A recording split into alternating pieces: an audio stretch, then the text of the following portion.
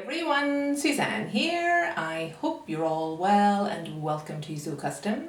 Today's video is how I sewed up this little number. So if you're interested in seeing that, then let's get started. Starting with the fabric, this is a cotton fabric. It has stretch across its width, which should make for a really comfortable dress. It's got a good weight to it, good for a project like this. And on to the cutting out. This is my front bodice. My fabric underneath is on the fold. I have a notch to mark the fold line top and bottom, and double darts here, so a couple of notches on each to mark the legs of the darts, and then popping in pins at the point, replacing where the pin pierces the fabric with a chalk mark. And now to draw in my dart legs.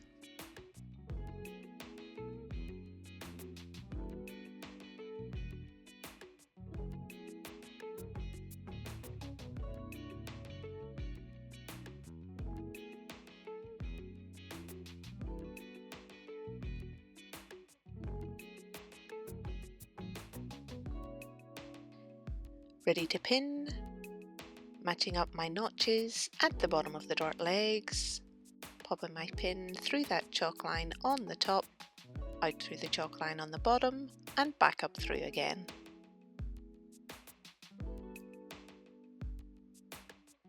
I'll repeat that for each of my darts, and ready to sew. Starting with a back stitch at the bottom of the dart legs, following those chalk lines the whole way up and pulling my threads at the point. That's the first one done. And the second. So I'll tie off those threads and press my darts off camera, and this is what I get. So now this piece is ready to be joined to my skirt at the waist. My fabric underneath is on the fold. I have a notch on the fold line at the waist, and the same thing again here, one dart to mark, and ready to sew. Stitching in exactly the same way as I did on the bodice.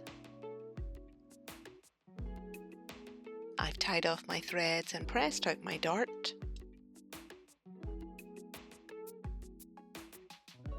So now to join my bodice to my skirt at the waist.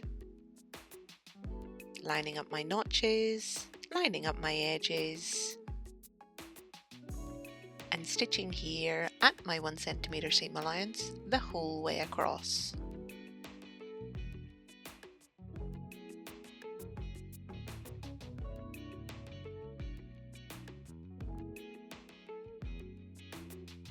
So I just need to finish that edge on the overlocker and press, which you can see here. So now this piece is ready to be joined to my back at the side seams. I have 2 layers of fabric underneath my pattern piece. And to provide the shaping, 1 dart, which I'll mark in exactly the same way as before. And ready to sew.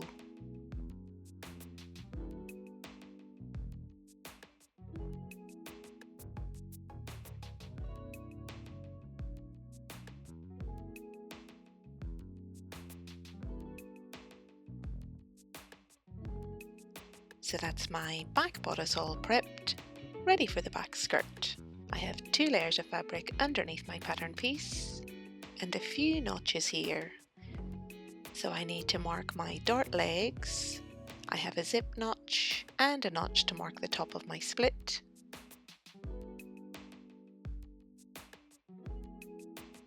I've drawn in my dart legs and pinned, and ready to sew.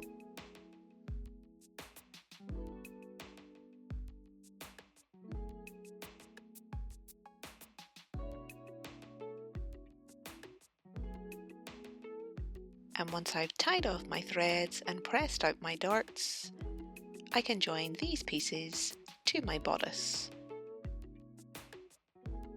So lining up my edges, lining up my darts, and stitching here at my 1 centimeter seam allowance, making sure everything's lined up the whole way across, starting and finishing with a back stitch. So I finished my edges on the overlooker and pressed, and while I was there I also ran that centre back seam through it just to tidy it up, and then a little bit of prep work for my zip. I've added in some lightweight interfacing just in the area where my zip will be attached. And now that that's done, I'm ready to close up that centre back seam.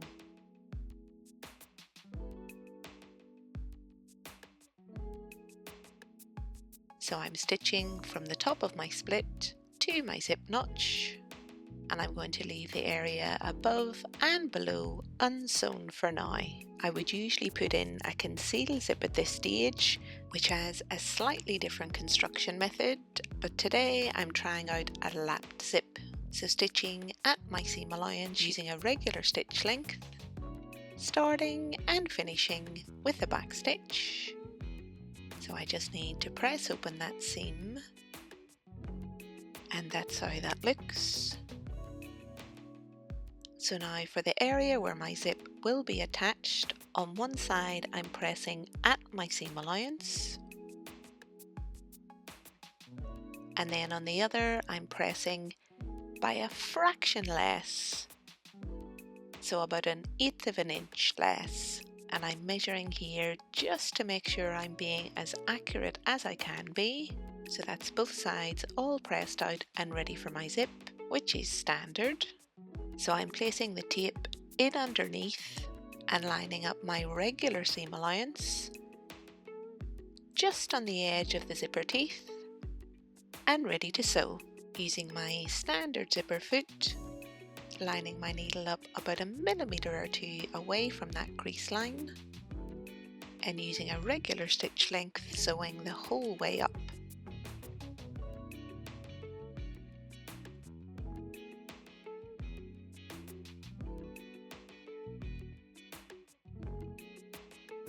So that's one side all in place. So now for the lap.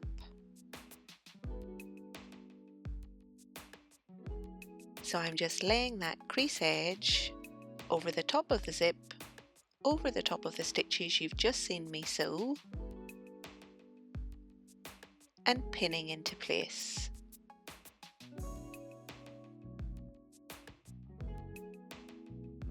And I'm going to stitch first of all across the bottom, pivot up my corner, and then straight up.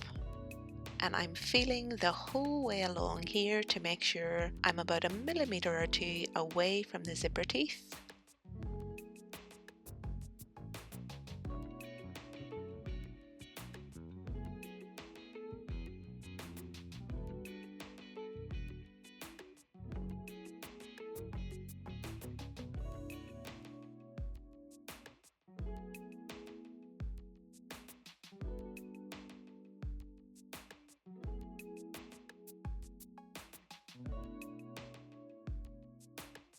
Starting and finishing with a back stitch.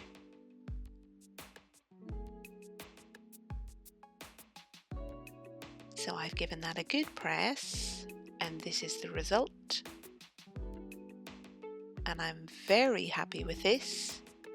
It's really straightforward to do and suits this type of dress really well, I think. So now to finish the zip, I just want to add a little bit of facing. And someone was asking in the comments whether instead of using lining fabric you could use a ribbon, and I hadn't tried that before, so I thought I would give it a go. So this is a grosgrain ribbon. I've just cut it to length and then sealed off the edges with some heat, and I'm just lining it up here with the seam allowance on one side, stitching right along the edge of the ribbon, using a little bit of a longer stitch length.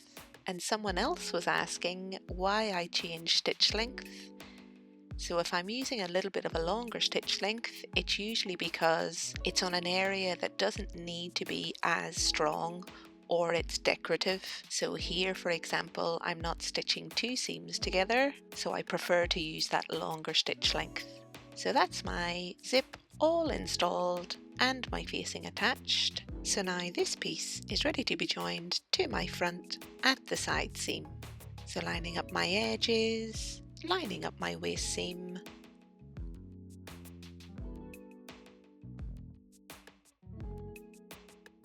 and sewing here at my 1 centimeter seam allowance the whole way down.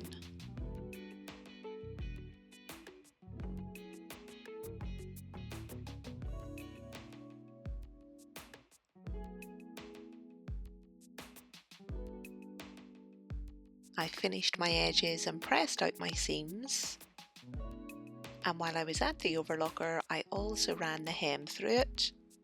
I've pressed it up by its allowance, mitered my corners and pinned into place.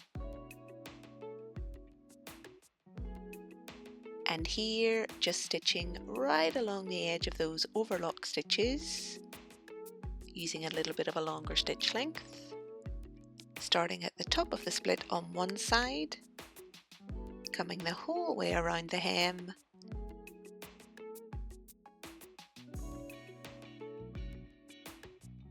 and finishing at the top of the split with a back stitch on the other side.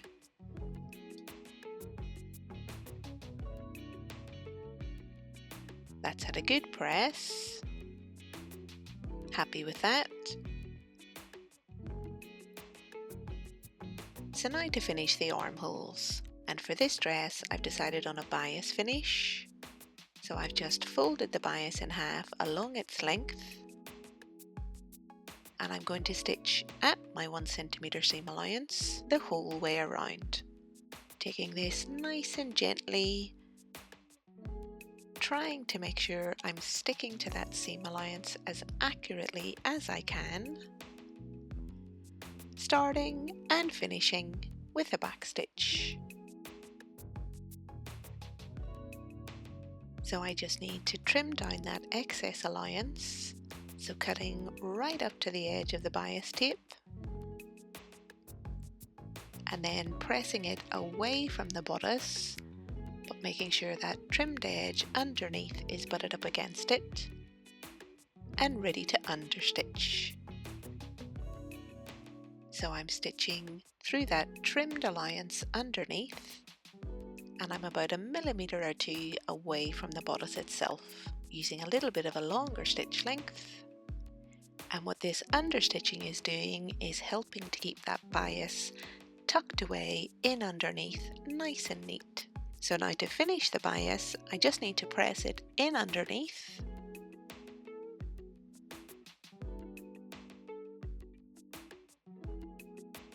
and stitch right along that crease edge.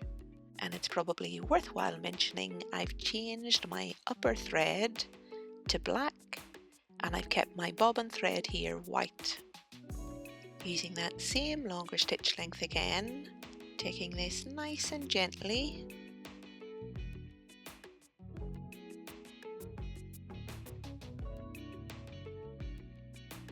and once that's had a final press, this is how it looks. Happy with that. So now on to the main feature of this dress, which is the neckline. Starting with the facing, first of all, this is my front. My fabric underneath is on the fold. I have a notch to mark the fold line top and bottom, and another really important notch which will help me place the bodice later on. I've also copied the other side of my pattern piece here, and this will really help me out when I come to shape my ruffle, but you'll see that in a second. And on to the back. I have 2 layers of fabric underneath my pattern piece, and that same really important little notch marking where my bodice meets the facing. So now that they're all cut out, I can join them together at the shoulders. So stitching here at my 1 centimeter seam allowance, starting and finishing with a back stitch. I've pressed that seam open.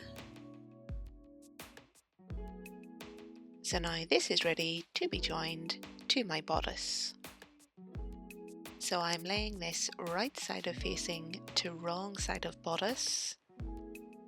I'm lining up that center notch, then the notch marking the edge of my bodice, front and back. I'll pop a few more pins in off camera and ready to stitch. Sewing here from the center back seam at my 1 centimeter seam allowance. And when I get to the edge of the bodice, I'm going to continue sewing at my 1 centimeter seam allowance. This will help me out when I come to my next step.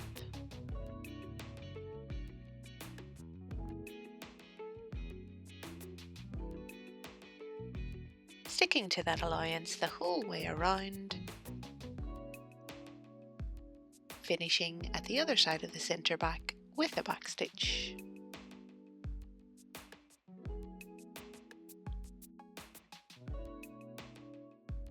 So that's that all attached.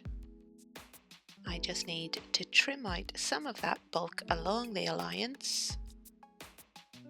So folding at the seam line and snipping out a little triangle.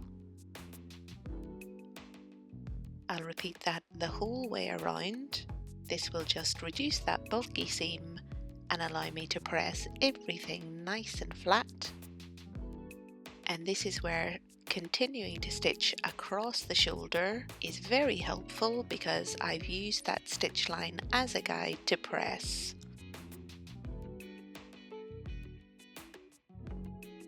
So that's all of the prep work I can do on my facing. Now for the ruffle.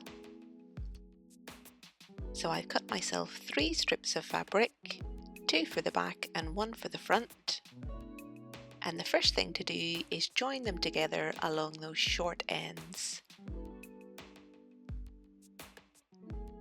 So stitching at my 1 centimeter seam allowance.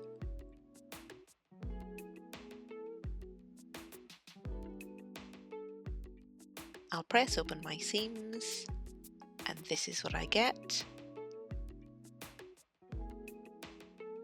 So I now have 1 very long strip of fabric, and before I can gather it down or smock it, I need to take care of that bottom edge. So I'm just folding it in underneath by a couple of inches and pressing into place. This is going to give me a nice clean and neat hem along the ruffle. I'll finish that off camera. So now that that's done, I can prep my stitch line placement. So I've just measured in from the top my seam allowance and drawn a line. And then from there, measured down 2 inches and again drawn a line. And then repeated that for the third. I've done that the whole way across my strip. So now to stitch right along those chalk lines. So starting at one of the short ends, back stitching, trying to stick to that chalk line the whole way across, using the longest stitch length on my machine and pulling my threads to finish. Repeating that for each of the other 2 chalk lines.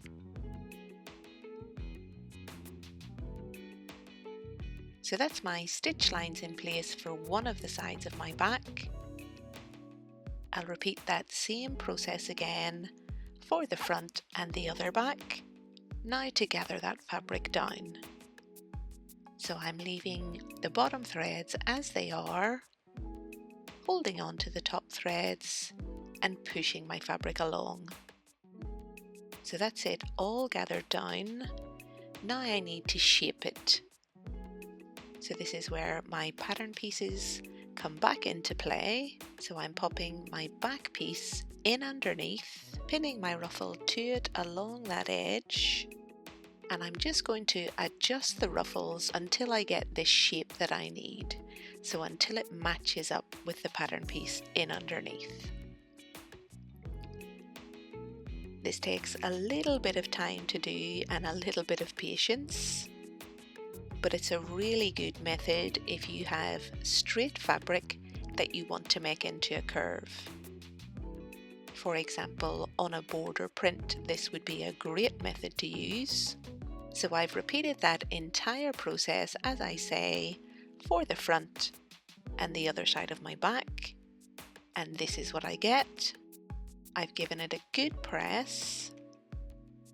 So now I'm going to add a little bit of trim here, and I'm doing this for a couple of reasons. Number one, this will cover up those gathering stitch lines. And number two, it'll add a nice bit of detail around the neck.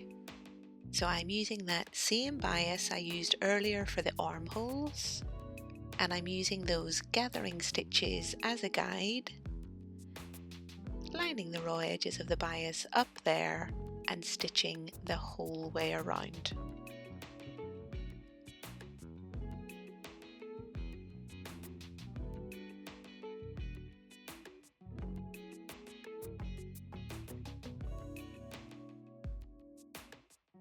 So that's my first line in place. So I just need to press that bias downwards.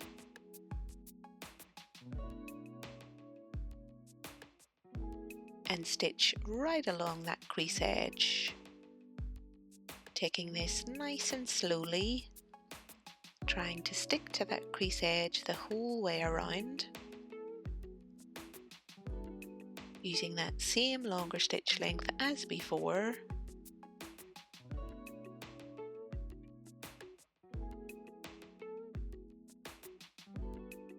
So that's that done. And of course I've sewed my second line off camera. So I'm super happy with how this has turned out. So now I just have one final bit of prep to do on my ruffle before I can add it to my dress. And that is to add 3 little loops to the back neck. So I'm using the tape method here in order to add my loops. I've shown this method in a previous video in a lot more detail. I'll leave that one linked below if you want to check it out. But for now, I'm just using that same bias tape again, lining it up with the bias on the ruffle and giving myself a little loop. And once I'm happy with the placement, sticking it onto the ruffle and ready to stitch. Sewing at about 1 millimeter or 2 inside my seam allowance, using a tiny little stitch length here. I want to make sure that these are in place and definitely won't be coming out. So I just need to remove my tape. And now that that's done, I can add this piece to my bodice.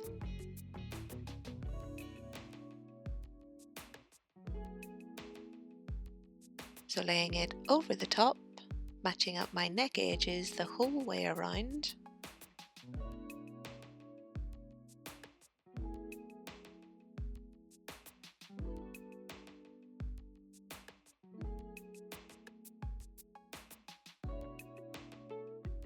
And ready to sew. Stitching at my 1 centimeter seam allowance. Taking this nice and gently, I want to maintain that beautiful curve of the neckline. Starting and finishing with a back stitch.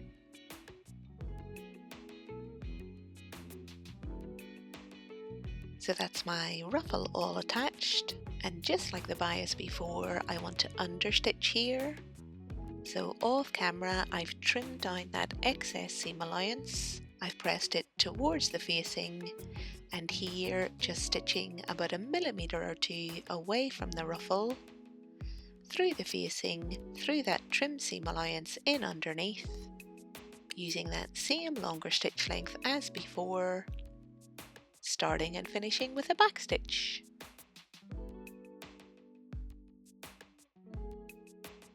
So let's add a good press. And now that my understitching is all in place, I can finish off that centre back seam. So folding the ruffle over the top of the facing so that my fabric is right sides together, and ready to stitch. Sewing at my 1 centimeter seam allowance.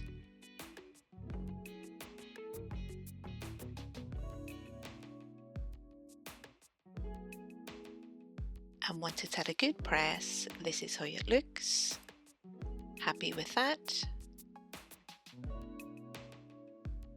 So now I just have a couple more things to do to finish this little dress. So the first of which is to attach my ruffle to the facing in underneath. So I'm lining up the crease edge I gave myself earlier on the facing with that bottom bias line and pinning into place. And I'm going to stitch right along the edge of the bias, and hopefully what this will do is pick up the facing in underneath and secure my ruffle in place. So using that same longer stitch length as before, starting at the centre back, trying to be as neat as possible here the whole way around, and finishing at the other side of the centre back with a back stitch.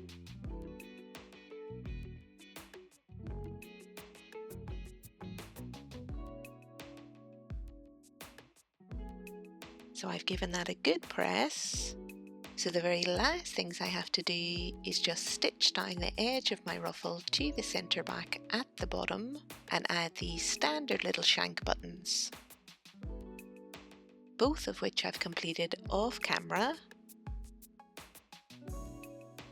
And with that, this little dress is complete. So I have my button and button loops. I've got that bias tape right around the ruffle, bias armholes. Got my ruffle all attached to my facing in underneath. Nice bit of shaping at the waist with those darts. That beautiful lap zip. My split at the bottom. And then on the front, I've got that shaping with the skirt waist darts. And one of my favourites, those double darts at the bust. And of course that gorgeous ruffle around the neck. And this is what it looks like on. I love all the details of this one. I seen this ruffle design on a dress and I really liked how it looked. So I'm so happy I gave it a go. I think this one could be used really effectively on a waistline, maybe at the bottom of a sleeve. I think that would be absolutely gorgeous. I love the length of the skirt, the shape of the skirt, that super practical split at the back. Another thing I'm really happy I gave a go here is that lap zip. Super simple to do. I'll definitely be using that technique again. Of course, those double darts. Those of you that are interested in patterning, I've shown the technique to create these in a previous video. I shall leave that linked below. But anyway, as for this one, I'm super happy with it.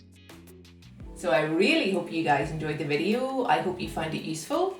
If you did, give it a thumbs up. If you've not yet subscribed, please do, and I shall see you on Friday. Until then, I hope you have a fantastic week. Bye, folks!